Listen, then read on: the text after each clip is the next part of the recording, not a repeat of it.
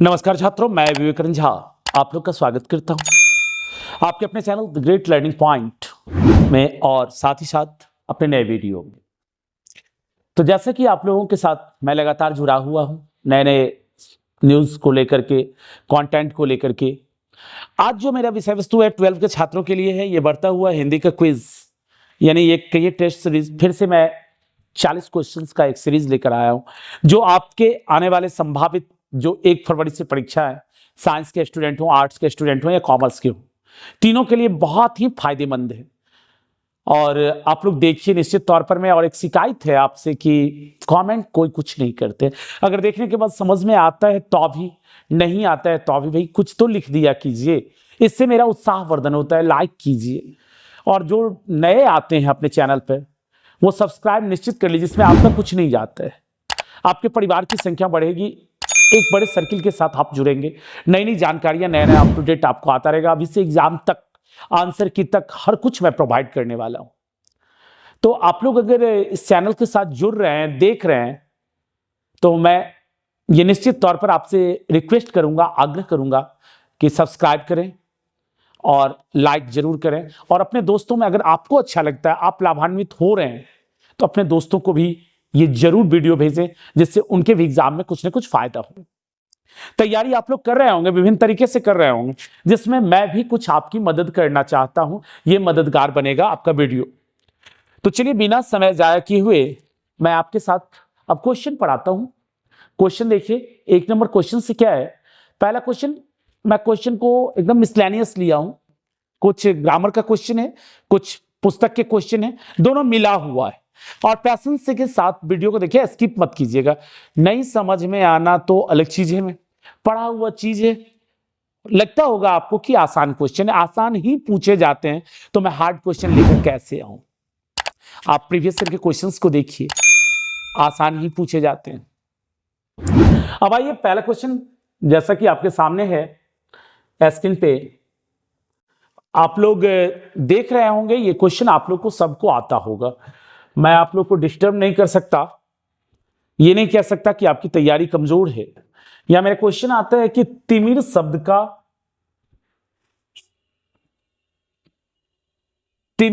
का विलोम क्या है। विलोम, जैसा कि आप जानते हैं, विलोम का अर्थ होता है उल्टा, विपरीतार्थक शब्द भी हम इसको कहते हैं। विलोम शब्द हो या विपरीतार्थक शब्द पूछे या उल्टा रहे, सबका एक ही अर्थ होता है। तो तिमिर मतलब होता है अंधकार। तिमिर मतलब क्या होता है?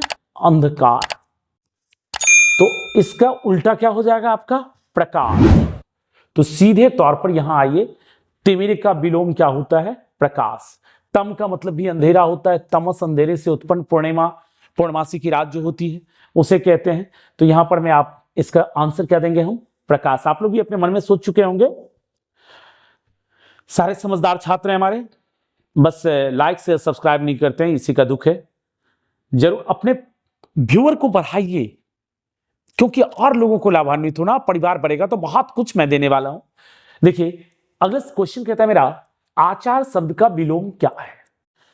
आचार मतलब अच्छे आचरण, आपका जो चाल चलन है, उसका विलोम अनाचार। क्योंकि आचरण अलग चीज हो गया, समानार्थी शब्द हो गया। व्यवहार भी लगभग समानार्थी में आएगा। अनुचर जो साथ साथ गमन करने वाला होता है, अनुचर का अर्थ होता है साथ साथ गमन करने वाला। आचार का विलोम हो गया, विलोम मैं पहले ही समझा चुका हूं आपको कि विलोम का अर्थ क्या होता है। तो विलोम का यहां पर मैं उल्टा या विपरीतार्थक मैं पहले क्वेश्चन में कह चुका। तो आचार का विलोम होगा अनाचार। जो आचरण में नहीं है, जो आचरण में है आचार हो गया। जो बुरा आचरण आता है उसको हम कहते हैं अनाचार। अगले क्वेश्चन की ओर, कुरूप शब्द का विलोम क्या होगा? कु मतलब होता है कुत्सित रूप, बुरा रूप, का पुरुष, कुत्सित पुरुष। तो कुरूप जिसका रूप विकृत हो, उसको, उसके लिए शब्द हम करेंगे कुरूप। कुरूप का विलोम शब्द हो जाता है सुरूप, जिनका रूप सुंदर हो। कुरूप का विलोम क्या हो गया? जिनका रूप सुंदर हो। और रूप, रूपक और रूपा हम नहीं लेंगे, यहां सब है ही नहीं तो हम लेंगे क्या? आगे ये अब यहां पर भी देखिए, फिर समझने वाली बात आ जाती है आपकी सूर्योदय हुआ और अंधेरा जाता रहा किस वाक्य का उदाहरण है? तो इच्छावाचक वाक्य नहीं होगा, सरल वाक्य एक वाक्य होता तब होता, मिश्र वाक्य नहीं होगा क्योंकि बीच में और लगा हुआ है, यह होगा संयुक्त वाक्य। अब यहां तो आंसर मैंने आपको दे दिया कि सूर्योदय हुआ और अंधेरा जाता रहा किस वाक्य का उदाहरण है, तो संयुक्त वाक्य। लेकिन अब प्रश्न यह उठता है कि संयुक्त वाक्य कहते किसे हैं? हो सकता है कि आप में से कुछ लोग जानते भी हों और कुछ लोग नहीं भी जानते होंगे। तो जो नहीं जानते हैं उनके लिए मैं बता देता हूं कि जिस वाक्य में दो सामान्य वाक्य हो, सूर्योदय हुआ और अंधेरा जाता रहा, दो सामान्य वाक्य हो और बीच में कोई योजक शब्द उन दोनों वाक्यों को जोड़ रहा हो, ऐसे वाक्य को हम कहते हैं संयुक्त वाक्य। योजक शब्द में क्या क्या आएगा? और आ सकता है, लेकिन आ सकता है, किंतु आ सकता है, परंतु आ सकता है। इस प्रकार के जो शब्द आते हैं ये सारे शब्द योजक शब्द कहलाते हैं। जब दो स्वतंत्र वाक्यों को किसी योजक शब्द के माध्यम से जोड़ करके एक बड़ा वाक्य बनाया जाता है, ऐसे वाक्य को हम कहते हैं संयुक्त वाक्य। That's clear? इस क्वेश्चन को हम उम्मीद करते हैं कि आप समझ गए होंगे। अगले क्वेश्चन की ओर आइए। थानू किस कहानी का पात्र है? जूठन ओम प्रकाश वाल्मीकि की कहानी है, उनकी आत्मकथा है जूठन, तो उसमें थानू नहीं है कोई पात्र। रोज हीरानंद सच्चिदानंद बादशाह अज्ञे के द्वारा लिखी गई कहानी है। रोज से भी आगे कुछ क्वेश्चंस हैं। तो अज्ञे की लिखित कहानी है जिनमें उनकी बोली बहन होती है, उसका पति माहेश्वर होता है और टीटी होती है। तो इसमें थानू का कोई स्थान नहीं है। उसने कहा था एक अमर प्रेम कहानी चंदर शर्मा गुलेरी की, आप पढ़े होंगे, लाहना सिंह और सुबेदारनी की प्रेम कहानी है। एक त्याग, प्रेम में क्या त्याग किया जा सकता है, कैसे प्रेम को निभाया जाए, इस पर में दिया गया है। प्रेम करने वाले आज भी बहुत हैं, लेकिन हमें नहीं लगता है कि लाहना सिंह जैसे कैरेक्टर के प्रेमी आज के युग में मिलेंगे, शायद दुर्लभ लगता है। हमें तो दिल को छू गया। और ये कहानी भी कालजयी है बच्चों, कभी भी पुरानी नहीं होगी, हमेशा नया रहेगा। तो कुल मिलाकर के आपका बच क्या जाता है? इसका आंसर तिरिच। तिरिच में लेखक उदय प्रकाश के मित्र होते हैं थानू, जो बताते हैं लेखक को कि तिरिच काले नाग से 100 गुना ज्यादा जहरीला एक जानवर है जो अपना बदला लेकर रहता है और वो काटता है। ये सब बातें थानू बताता है किसको? इनको, उदय प्रकाश को। इसीलिए इसमें पूछ रहा है हमको कि थानू किस कहानी का पात्र है? तो तिरिच का पात्र है। किस कहानी का पात्र है? तिरिच का। तिरिच के लेखक कौन थे? उदय प्रकाश। तो इस क्वेश्चन को भी आप समझ चुके हैं। देखिए यहां पर में है, जे कृष्णमूर्ति का जन्म किस राज्य में हुआ था? केरल नहीं, उड़ीसा नहीं, असम नहीं, मैं सीधे कह दूं कि आंध्र प्रदेश नाम राज्य के मदनापल्ली में जे कृष्णमूर्ति का जन्म हुआ था। इनकी लिखी कौन सी पुस्तक आप लोग, कौन सा चैप्टर आपको पढ़ने के लिए दिया गया है? शिक्षा। आपके हिंदी के पाठ्य पुस्तक का लास्ट चैप्टर है शिक्षा। जे कृष्णमूर्ति के द्वारा लिखा गया है और दिया गया है।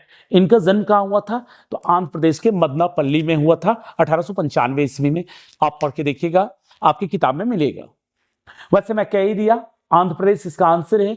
और आंध्र प्रदेश में कहां? तो मदनापल्ली में, चिन्नूर या चित्तूर, कुछ चिन्नूर जिले में मदनापल्ली गांव था जहां पर में जे कृष्णमूर्ति का जन्म होता है। मैं उम्मीद करता हूं कि समझ रहे होंगे आप लोग। ना समझने के परिस्थिति में कमेंट कीजिएगा। मैं अपने भरसक कोशिश करता हूं मेरे भाइयों, मेरे छात्रों। जब नर ठमठोक तेलता तो पर्वत को भी जाते पाऊं कर। मैं मेहनत में लगा हूं, आप भी मेहनत में लगे रहिए। देखिए कि हम दोनों की मेहनत रंग लाएगी और बोर्ड में आप निश्चित तौर पर सफल होंगे। मैं पढ़ा रहा हूं, सारे विषयों को टच करने की कोशिश कर रहा हूं। समय कम है मेरे पास, जितना भी समय है मैं आप लोगों को के लिए समर्पित हूं। बस उत्साहवर्धन आपका यही करना है कि इसको देखिए, व्यू बढ़ाइए और अपने दोस्तों में शेयर कीजिए। भाई ये आपका ग्रुप तो एक ग्रुप 100 का होगा। अगर बता देंगे मौखिक तौर पर, ग्रुप में शेयर कर देंगे कि इस चैनल को खोलो, इस चैनल को देखो, सर पढ़ा रहे हैं, आपका कुछ खर्चा हो जाएगा क्या? गुरुदक्षिणा ही समझ लीजिए, लेकिन इतना काम कर दीजिए मेरे भाइयों, मेरे दोस्तों, इतना काम जरूर कीजिए। मेरा उत्साहवर्धन रहेगा और मैं आपके लिए लाता रहूंगा आगे तक। चलिए, राम की शक्ति पूजा। तो राम की शक्ति पूजा किनकी कृति है? जैसा कि आप जानते हैं कि राम की शक्ति पूजा नामक कृति किनकी है? तो यह कृति है सूर्यकांत त्रिपाठी निराला की। मैं क्यों चर्चा करूं जयशंकर प्रसाद, नामवर सिंह, ओम प्रकाश वाल्मीकि, इन सब की बहुत सारी कृतियां हैं जो एक क्वेश्चन में मैं क्लियर नहीं कर सकता। क्रमशः जब बुक आएगा तो मैं दूंगा। सूर्यकांत त्रिपाठी निराला की राम की शक्ति पूजा है, और इसके चर्चा आपके किस किताब के किस चैप्टर में किया गया है? पुत्र वियोग आप पढ़े होंगे, पुत्र वियोग। उसमें सुभद्रा कुमारी चौहान अपने पुत्र के विछुड़ने के संदर्भ में कविता लिखी है, मेरा खिलौना छिनी गया मेरा खिलौना। उसी में कहा गया है कि इनका एक सरोज स्मृति, सरोज स्मृति, रामधारी सिंह, इनका सूर्यकांत त्रिपाठी निराला, सरोज इनकी पुत्री थी। कौन थी? पुत्री। वो मर गई तो उसके याद में इन्होंने लिखा था सरोज स्मृति। उसी में चर्चा की गई है कि राम की शक्ति पूजा किनकी लिखी हुई कृति है? तो सूर्यकांत त्रिपाठी निराला की। काफी अच्छी कृति है, मैंने पढ़ी हुई है, आप लोग भी पढ़िएगा, बहुत अच्छा मजा आएगा। लेकिन फिलहाल तो हमको बोर्ड की तैयारी करनी है, परीक्षा भी साचनी सामने। खैर, परीक्षा से घबराना नहीं है, कुछ नहीं होता है, लेकिन देखिए मिनिमम मार्क्स अचीव करने की कोशिश कीजिए। कितना? 75%। तो आगे की ओर आप जाइएगा। CUET जनरल लाइन से पढ़ना चाहते हैं, CUET आ रहा है, फरवरी में आएगा, उसके संदर्भ में भी जानकारी दूंगा। जब फॉर्म आ जाएगा तो जानकारी दूंगा, भर लीजिएगा। नेशनल यूनिवर्सिटीज में आपका सिलेक्शन हो जाएगा, और अच्छे से पढ़िएगा तो IAS बनना, UPSC क्रैक करना, BPSC क्रैक करना आपके लिए इजीली हो जाएगा। वो सब बातें मैं आगे करूंगा। पहले दुरात्मा शब्द का संधि विच्छेद क्या होता है? दुरात्मा विसर्ग संधि में आता है, विसर्ग संधि है। ये कौन सा संधि है? विसर्ग संधि। तो विसर्ग का रॉ में परिवर्तन है, रॉ में परिवर्तन है, इसका संधि विच्छेद हो जाता है दुह जोड़ आत्मा। संधि में पढ़ा चुका एक वीडियो है मेरा संधि का, अपने चैनल पर अगर मन करे तो देख लीजिएगा। स्वर संधि पूरा पढ़ाया हुआ है, व्यंजन और विसर्ग में कुछ कमियां हैं उसको मैं पढ़ा दूंगा। फिलहाल स्वर कंप्लीट कीजिए, और यहां पर मैं इसके साथ हिंट करता ही जा रहा हूं। तो दुरात्मा शब्द का संधि विच्छेद क्या हो गया? दुह जोड़ आत्मा, दुरात्मा। आगे देखिए, अगला कहता है नमक शब्द का विशेषण क्या बनेगा? तो नमक शब्द का विशेषण बनता है नमकीन, जो उसकी विशेषता को, नमक की विशेषता को प्रकट कर रहा है। तो नमक स्वाद में कैसा होता है मेरे भाई? नमकीन। तो नमक का विशेषण क्या बन गया? नमकीन। नामक नहीं बनेगा, आप जानते हैं, नाम नहीं होगा, नमन नहीं होगा। तो ये सब जब नहीं होगा तो होगा क्या? जब ये सब बेचारा अपना पेंडुलम ढिल्ले कर लिया, भागिए गया, तो बचता, क्योंकि शब्द से क्लियर है, नामक, नाम से नामक बना है। नाम और नामक दोनों एक ही शब्द हो गए, बहुत चिड़चिड़ी हो गया। नाम नामक हो गया। नमन मतलब होता है झुकना, नमन मतलब क्या होता है? झुकना, नमन करना। कहते हैं ना हम प्रणाम किए, तो नमन। तो इसीलिए शब्द क्या बचता है? और वैसे भी नमक का स्वाद कैसा होता है? विशेषण क्या है? उसकी विशेषता, नमक की विशेषता। तो नमक की विशेषता क्या है? नमकीन है। इसलिए बी नंबर इसका आंसर होगा, दैट्स राइट आंसर। अब अगले क्वेश्चन की ओर मैं बढ़ूं। यहां देखिए, कवि और शायर एक साथ निम्न में से कौन थे? वैसे तो सारे कवि शायर हैं, और सारे शायर जो हैं सो कवि, लेकिन यहां जो हमें ऑप्शन मिला है, इसमें जयशंकर प्रसाद नाटककार है, कविताएं भी लिखे हैं, लेकिन प्रख्यात नाटककार हैं। ध्रुव स्वामिनी, स्कंदगुप्त आपकी किताब में है। तुमुल कोलाहल कलह में मैं हृदय की बात रे मन, इनकी लिखी हुई कविता है ना, कामायनी से ली गई है। तो मूलतः उसी में आप देखिएगा, उनके कवि परिचय में देखिएगा, जिक्र होगा। हम लोग तो पीजी में पढ़े थे जयशंकर प्रसाद को, पूरा डिटेल से। ध्रुव स्वामिनी नाटक इनका, मूलतः ये नाटककार है। स्कंदगुप्त, समुद्रगुप्त, ध्रुव स्वामिनी, जन्मेजय का नागयज्ञ, ये सब इनकी कृतियां हैं नाटक में। रघुवीर साहब एक व्यंग लेखक है, व्यंगकार है। आप में इनकी कविता दी गई है अधिनायक। देखिए भारतीय शासन तंत्र पर किस तरह से प्रहार करते हैं अधिनायक शीर्षक कविता में। अज्ञे छायावाद के प्रवर्तक रहे हैं, अज्ञे प्रयोगवाद के प्रवर्तक रहे हैं। किसके प्रवर्तक रहे हैं? प्रयोगवाद के। तार सप्तक का प्रकाशन इन्होंने किया था, तार सप्तक का प्रकाशन इन्होंने किया था। अज्ञे का पूरा नाम भी आपको किसी क्वेश्चन में मैं बता दूंगा। साहिबा अज्ञे, सच्चिदानंद हीरानंद, वात्सायन अज्ञे, तो वो तो मैं बता दूंगा। तो ये तीनों नहीं है, तो बचे कौन? तो बचते हैं हमारे शमशेर बहादुर सिंह। इसका राइट आंसर क्या हो जाएगा? शमशेर बहादुर सिंह।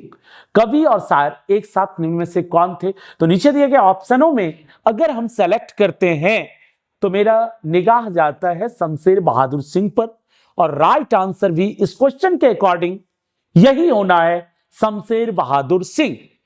That's clear? कोई दिक्कत? जी बताइए ना। ठीक है, कमेंट कर लीजिए। मानिए, थोड़ा सा बात मानिए, थोड़ा सा, और स्किप करके वीडियो को मत देखिए। मन नहीं लगता है क्या? नाच के दिखाऊं? पढ़ाना है तो मैं पढ़ा रहा हूं ना, मन लगाइए।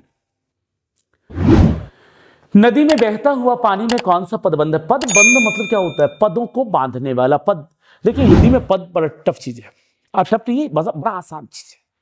अगर हम नदी सीधा लिखते हैं तो ये एक शब्द, नदी क्या हो गया? एक शब्द। लेकिन यहां पर नदी में बहता हुआ पानी, तो इसमें नदी एक पद हो गया। जब वाक्यों में शब्दों का प्रयोग कर दिया जाता है तो शब्द एक पद के रूप में परिणत हो जाता है, यानी विभक्ति युक्त शब्द को हम पद कहते हैं। तो नदी में विभक्ति लग गई ना, अधिकरण कारक की विभक्ति लग गई है। लगी कि नहीं लगी? कारक का चिन्ह याद है ना? नहीं याद है तो अपने चैनल में जाके देखिए, एक वीडियो अपलोड है कारक का, जरूर पढ़िए। तो अब पदों को बांध रहा है, तो कौन? बहता हुआ बांध रहा है। बहता हुआ, नदी में बहता हुआ पानी। तो बहना, बहना ये क्या हो गया? बहना मतलब बहने वाला बहना नहीं, बहना, फ्लो। तो ये एक क्रिया हो गई। क्या हो गया? क्रिया। और ये इससे बना हुआ है बहता हुआ पानी। बांध, नदी में बहता हुआ पानी, तो बहना क्रिया बांध रहा है, तो क्रिया बांध रहा है, इसलिए कौन सा आंसर हो जाएगा इसका? क्रिया पदबंध। यानी अब क्वेश्चन आपके सामने है, नदी में बहता हुआ पानी में कौन सा पदबंध है? तो क्रिया पदबंध है। कौन सा पदबंध है? क्रिया पदबंध है। अगले क्वेश्चन की ओर हम चलते हैं। अश्व शब्द का पर्यायवाची होगा। अश्व शब्द, अश्व मतलब क्या होता है? घोड़ा। अश्व मतलब क्या होता है? घोड़ा। घोड़ा का पर्यायवाची होता है, जो पहला ऑप्शन आपका है, घोटक, वाज, तुरंग। घोड़ा अश्व का पहला हो गया चर्चित, घोड़ा है, अश्व, बाज, तुरंग, ये सब सैंधव, ये सब घोड़ा का पर्यायवाची है। धनुज मतलब हो जाता है दानव, अनल मतलब आग, पवन मतलब हवा। तो ये तीनों तो होना ही नहीं है, मैंने तीनों का अर्थ बता दिया आपको क्रमशः। धनुज मतलब दानव, अनल मतलब आग, पवन मतलब हवा। बचता क्या है मेरे पास? है, और है मैं वैसे भी कह चुका हूं किसका पर्यायवाची है? घोड़ा का। अगले क्वेश्चन की ओर आइए, देखिए। जो बहुत बोलता हूं मेरी तरफ, बरबर बरबर करता रहता है, उसको हम कहते क्या है? बहुत बोलने वाले को क्या कहते हैं? मितभाषी। अच्छा बोलने वाला, कम बोलने वाले को कहा जाता है मितभाषी। जो कम जानता है उसे कहा जाता है अल्पज्ञ। जो किसी विषय वस्तु को ढंग से जानता है उसे कहते हैं विद्वान। बचता क्या है? वाचाल। आपको पता होगा कि जो बहुत बोलता है उसे हम किस संज्ञा से नवाजते हैं, किस नाम से जानते हैं? तो वाचाल के नाम से जानते हैं। बहुत ज्यादा टाइम नहीं लूंगा इस क्वेश्चन पर आपका, क्योंकि आपको पता है कि हमें पता है कि आपका समय बड़ा कीमती है। रील्स देखने का भी टाइम हो रहा होगा और भी काम हो रहा होगा। 12 के बच्चे हैं, टीनेजर, तूफानी अवस्था, कहीं से बहुत कुछ गया है। लेकिन भाइयों, मेरे छात्रों, जीवन का ये 1 महीना दुनिया को भुलाकर एग्जाम की तैयारी में दे दीजिए, फिर देखिए दुनिया आपके पीछे घूमेगी। पक्का मैं वादे के साथ कहता हूं। इस संसार में कर्म ही आपका है, मनोरंजन तो है ही, वो अनावश्यक क्रियाओं में आता है। बस पढ़िए, अब एग्जाम सर पर है, 1 महीना मेहनत कीजिए, मेरी बात मानिए।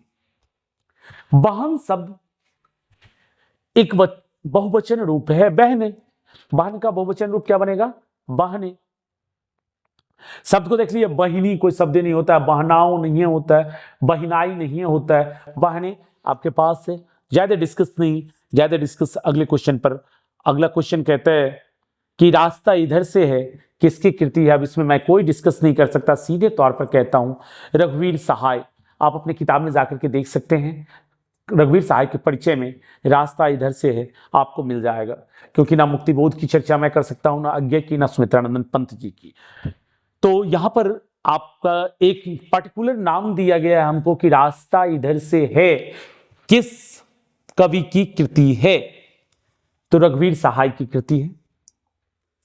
अगले क्वेश्चन की ओर बढ़िए। अफ्रीकी देश कांगो में किस लेखक का जन्म हुआ था?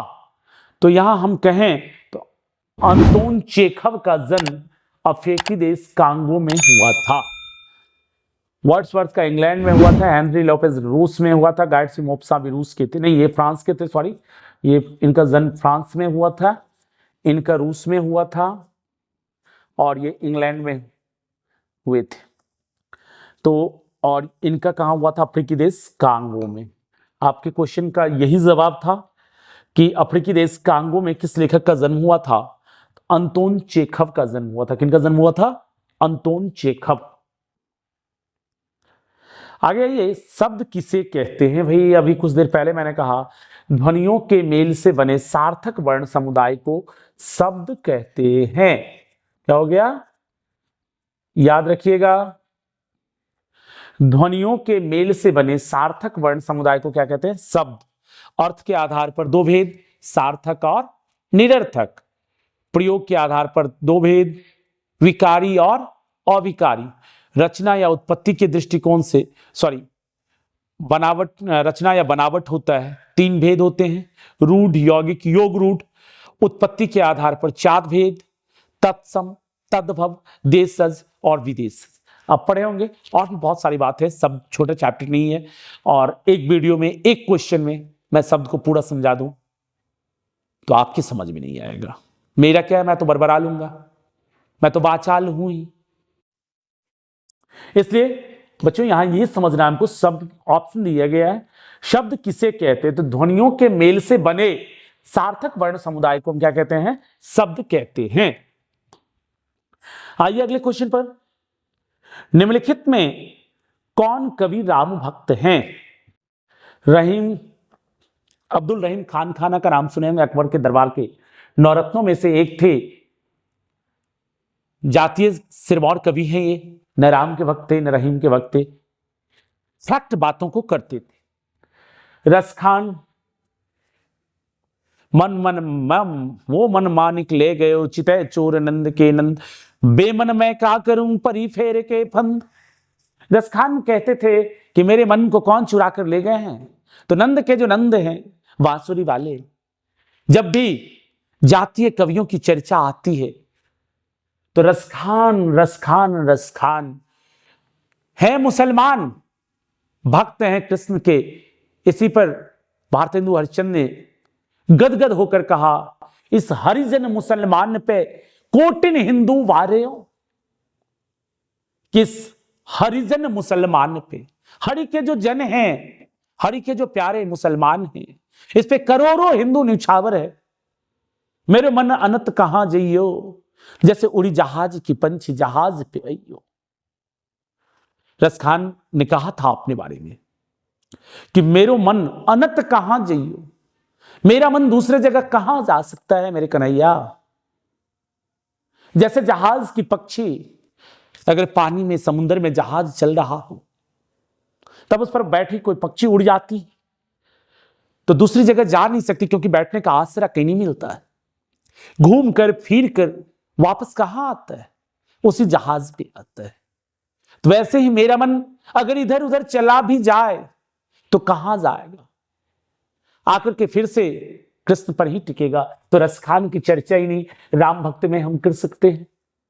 सूरदास वात्सल्य रस सम्राट, आपने इनकी कविता भी पढ़ी है, आप में दिया गया है। तो सूरदास भी कृष्ण भक्त में अपनी पराकाष्ठा करते हैं। वल्लभाचार्य के अष्टछाप के प्रसिद्ध कवि रहे हैं सूरदास। अब यहां बच कौन जाते हैं? नाभादास, जिनकी लिखी हुई कौन सी सबसे चर्चित पुस्तक? आप लोग पढ़ के बताइए। भक्तमाल। कौन सी पुस्तक?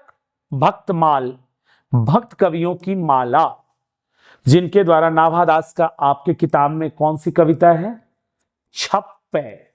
कौन सी कविता दी गई है? छप्पे, जिसमें स्पष्ट तौर पर लाइन में लिखा गया है कि राम भक्त कवि थे नाभादास। नाभादास किनके भक्त थे? राम के। तो यहां पर कौन राम भक्त कवि हैं? तो आंसर आ गया आपका नाभादास। कोई दिक्कत समझने में? अगर समझने में दिक्कत हो मेरे भाइयों तो जरूर कमेंट कीजिएगा, नहीं तो वीडियो को लाइक शेयर सब्सक्राइब जरूर कीजिएगा। मैं अपनी मेहनत कर रहा हूं, लगातार आपको समझाने की कोशिश कर रहा हूं। दिक्कत हो तो किए बोलिए, मैं और मेहनत करूंगा और मेहनत करूंगा। अगर लगेगा कि मुझे पढ़ाने में त्रुटि है तो मैं पढ़ के आऊंगा। अभी मुझे लगता है कि सिलेबस में मुझे कुछ देखना नहीं है। आप क्वेश्चन करो, जवाब मैं देता जाऊंगा। अब चलिए, हनुमान बाहुक नामक कृति किसकी है? आप कुछ जिक्र नहीं करेंगे, हनुमान बाहुक तुलसीदास की है। हनुमान बाहुक, रामलला, नाचू, रामाज्ञा, प्रश्नावली, विनय पत्रिका, रामचरितमानस, इन सब की जब भी चर्चा की जाएगी एक बार में सीधा हमारा जवाब आएगा तुलसीदास। जायसी नहीं, सूरदास नहीं, अग्रदास नहीं। अब इन सब की कृतियां मैं अभी जिक्र नहीं करूंगा, बहुत टाइम आपका लिए जा रहा हूं मैं। तुलसीदास के गुरु कौन थे? आप जानते हैं कि तुलसीदास के गुरु थे नरहरि दास सूकर खेत के वासी, शेष सनातन सूकर खेत के वासी, और नरहरिदास थे महाप्रभु वल्लभाचार्य के शिष्य, सब कृष्ण भक्त थे। शेख मोईदी, शेख ये इस्लाम धर्म के सूफी शाखा के थे। अग्रदास राम भक्त कवि थे। तो इनके तुलसीदास के गुरु कौन थे? तो तुलसीदास के गुरु थे नरहरिदास और शेष सनातन सूकर खेत के वासी। दो गुरु थे इनके, नरहरिदास और शेष सनातन सूकर खेत के वासी। तो नरहरिदास यहां पर हमको ऑप्शन में मिला है, तो हम इसके साथ चलेंगे। तुलसीदास का परिचय बड़ा विशाल है, मैंने पढ़ाई है, आपके 12 पोएम पढ़ाया हुआ है। आप चाहे तो पोएम को भी देख सकते हैं, उसमें पूरा तुलसीदास का विवरण मैंने दिया है। कवि भूषण किस काल के कवि हैं? तो कवि भूषण रीति काल के कवि हैं। क्लियर, आदिकाल 10वीं शताब्दी से पहले कहा गया है, भक्ति काल 14वीं शताब्दी में आया, मध्यकाल में, आधुनिक काल अभी चल रहा है। लेकिन इन सब से बीच शिवाजी महाराज के दरबारी कवि थे भूषण, छत्रसाल के दरबारी कवि थे। तो वो बीच में कब आया? 16वीं 17वीं शताब्दी में। जो उस समय चल क्या रहा था? तो रीति काल चल रहा था। तो भूषण किस काल के कवि हो गए? रीति काल। अगले क्वेश्चन की ओर आइए। अभी आधा पढ़ी हम आया है, टाइम आज ज्यादा कुछ मैं ले रहा हूं, मैं अब कोशिश करता हूं टू द पॉइंट क्वेश्चन को खींचने का। कवि भूषण को भूषण की उपाधि किसने दी थी? तो ये दिए थे राजा रुद्रशाह। चित्रकूट के राजा थे राजा रुद्रशाह, जिन्होंने कवि भूषण की उपाधि दी थी। और ये भूषण इतना प्रचलित हुआ कि इनका वास्तविक नाम भी जाता रहा, दुनिया इनको भूषण के नाम से ही जानती रही। अगले क्वेश्चन की ओर हम आते हैं, थोड़ा फास्ट भाग रहे हैं अब। हरचरणा किसका प्रतिनिधि करता है? हरचरणा रघुवीर सहाय की कविता अधिनायक में है। फटा सुथन्ना पहने हरिचरणा का आता है, लाइन है ना। तो हरचरणा आम आदमी का प्रतिनिधित्व कर रहा है, शोषक आदमी का, शासक आदमी का नहीं।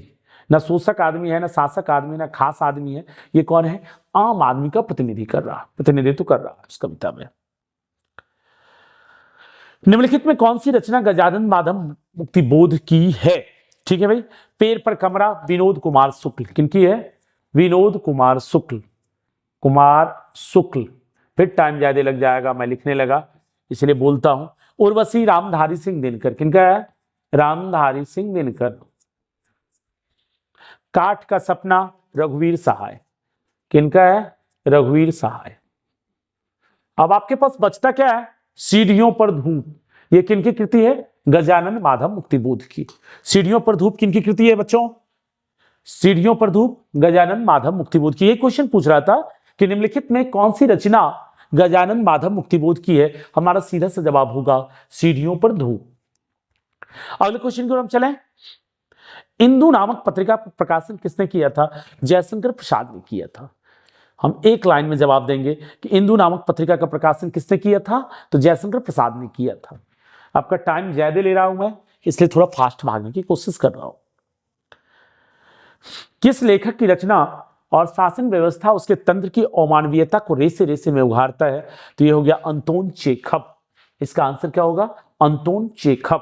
क्वेश्चन को देख लीजिए, दिक्कत तो स्क्रीनशॉट ले लीजिए क्योंकि सारे क्वेश्चंस पूरे इंपॉर्टेंट है और पूछने लायक क्वेश्चंस है। मेरा कलेक्शन इसी टाइप का है। शुक्रवार शब्द में कौन सी संज्ञा है? संज्ञा आप जानते हैं, संज्ञा किसी व्यक्ति, वस्तु, स्थान इत्यादि के नाम को हम क्या कहते हैं, संज्ञा कहते हैं। संज्ञा के कितने भेद होते हैं?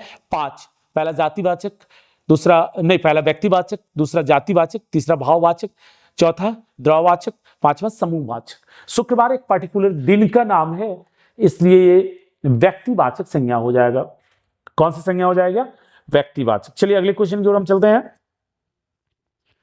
घ का उच्चारण स्थान कहां है? घ कवर्ग का एक वर्ण है। किसका है? कवर्ग का। आप जानते हैं कि कवर्ग का पूरा उच्चारण स्थान कहां होता है? कंठ होता है। अकु विसर्जन्याणां कंठ, अ, आ, कवर्ग, ह और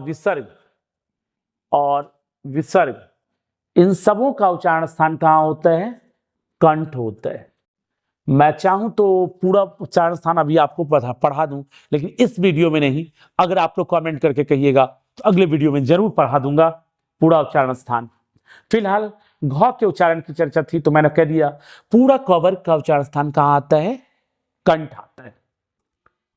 चलिए अगले क्वेश्चन की ओर हम चलते हैं। निम्नलिखित में कौन सा स्वर एक मात्रिक है? एक मात्रिक मतलब ह्रस्व स्वर। एक मात्रा में जिसके उच्चारण में एक मात्रा का समय लगता है उसको हम कहते हैं ह्रस्व स्वर। तो एक मात्रिक स्वर हो जाता है अ, ह्रस्व ई, ह्रस्व उ और री। आप इन चारों में से ढूंढ लीजिए जो एक मात्रिक स्वर इसमें कौन सा है। तो मेरे ख्याल से आप लोग ढूंढ चुके होंगे कि ह्रस्व उ एक मात्रिक स्वर है। ठीक है, अगले क्वेश्चन की ओर आइए। अनुपमा अत्यंत सुंदर है, इस वाक्य में कौन सा विशेषण है? अब देखिए सुंदर तो विशेषण है और सुंदर में भी क्या लग गया है? अत्यंत। विशेषण की विशेषता बतलाने वाले शब्द को हम कहते हैं प्रविशेषण। तो यहां पर में परिमाणिक नहीं है, सर्वनामिक नहीं है, संख्याबोधक नहीं है, यहां प्रविशेषण ही होगा, विशेषण की विशेषता बतलाया जा रहा है। अगले क्वेश्चन की ओर आइए। निम्नलिखित में अंतस्थ व्यंजन कौन सा है? तो देखिए व्यंजनों को सीधे तौर पर बांटा जाए तो 3 भागों में बांटा जाता है, स्पर्श, अंतस्थ और उस। स्पर्श की संख्या 25। स्पर्श क से म तक। अंतस्थ में य, र, ल और वो आता है, इसको हम कहते हैं अंतस्थ व्यंजन। अंतस्थ। और उसमें तालव्य स, मूर्धन्य स, दंत स और ह आता है, ये हो गया उस। आप देख रहे होंगे तो मैंने सबको बांट दिया है। क से म तक स्पर्श, य, र, ल, व अंतस्थ, तालव्य स, मूर्धन्य स, दंत स और ह उष्म। तो यहां पर जो हमको दिया गया है इसमें अंतस्थ व्यंजन कौन सा आ गया? अब आप खोजिए। य, र, ल, व, इसमें से कोई आया है? वेरी सॉरी, इस क्वेश्चन को मैं रोकता हूं। ये क्वेश्चन का ऑप्शन मिस्टेक है। गायक का संधि विच्छेद होगा, गायक का संधि विच्छेद होगा गई जोर अक, ऐ का आय हो जाता है। ऐ का आय, ये अयादि संधि है, अयादि स्वर संधि। कौन सी संधि है? अयादि स्वर संधि। अयादि स्वर संधि है और गई जोर अक इसका हो जाएगा। ऐ का आय होता है। अब संधि के डिटेल में नहीं जाएंगे, इसका हम वीडियो बना चुके हैं, आप देख लीजिएगा। अगला क्वेश्चन, मालती के पति का नाम क्या था? तो माहेश्वर था। मालती के पति का नाम क्या था? माहेश्वर। आपने रोज जिसका पहले नाम गैंग्रीन था उसका पढ़ा होगा उसे, तो उसमें मालती के पति का नाम माहेश्वर होता है, जो पेशे से एक डॉक्टर होता है, और इसके बेटे का नाम होता है टीटी। आगे के द्वारा लिखित कहानी है। किस कहानी के शीर्षक के में पहले नाम गैंग्रीन था? तो रोज का नाम पहले गैंग्रीन था। गैंग्रीन एक बीमारी है जिसे हो जाने से पांव वगैरह काटना पड़ता है, तो उसमें इसका नाम बदल करके बाद में क्या कर दिया गया? रोज रख दिया गया, शायद 1931 ईस्वी में। इसकी कंफर्म नहीं है, एक बार देख लीजिएगा, पूछेगा भी नहीं। अब यह कहता है कौन साहित्यकार नई कहानी आंदोलन के प्रमुख हस्ताक्षर थे। तो ये तो भाई मेरे थे अज्ञे। नई कहानी के हस्ताक्षर कौन हो गए? अज्ञे। इन्होंने प्रयोगवाद की सूत्रपात की, नई कहानी का सूत्रपात किया, 4 सप्तक का प्रकाशन किया, जो कवि गुमनाम हो चुके थे उन गुम कवियों को भी पहचान दिलाने का काम किया हमारे अज्ञे महोदय ने। बर्नार्ड शॉ ने नर को क्या कहा है? आप पढ़े होंगे अर्धनारीश्वर शीर्षक में, तो अहेर कहा है। इन्होंने क्या कहा है? अहेर कहा है। ज्यादा जिक्र नहीं, अगले क्वेश्चन की ओर, वीडियो लंबा हो रहा है। कुलवीर सिंह और कुलतार सिंह भगत सिंह के कौन थे? तो कुलवीर सिंह और कुलतार सिंह भगत सिंह के भाई थे। क्या थे? भाई। आगे, जयप्रकाश नारायण के बचपन का नाम क्या था? तो जयप्रकाश नारायण के बचपन का नाम था बाउल। क्या नाम था? बाउल। याद रखिएगा, जयप्रकाश नारायण के बचपन का नाम क्या था? बाउल। नाक पर गुस्सा मुहावरे का अर्थ क्या है? तुरंत क्रोध में आ जाना। नाक पर गुस्सा मुहावरे का क्या अर्थ है? तुरंत क्रोध में आ जाना। That's clear. अगला लास्ट क्वेश्चन अब आपके लिए। सिर भारी होना मुहावरे का अर्थ है सिर में दर्द होना। सिर भारी होना मुहावरे का अर्थ क्या है? सिर में दर्द होना। ये मुहावरा था, सीधे अर्थ देना है। ये आपके लिए मैंने 40 क्वेश्चन कलेक्ट किए। मैं उम्मीद करता हूं कि काफी मदद हुई होगी आपके कहानी की परिप्रेक्ष्य को समझने में और इन क्वेश्चंस को समझने में। आप लगातार वीडियो देखते हैं, अच्छा लगे लाइक से सब्सक्राइब करें। आपका शिक्षक, आपका भाई विवेकानंद झा आपके साथ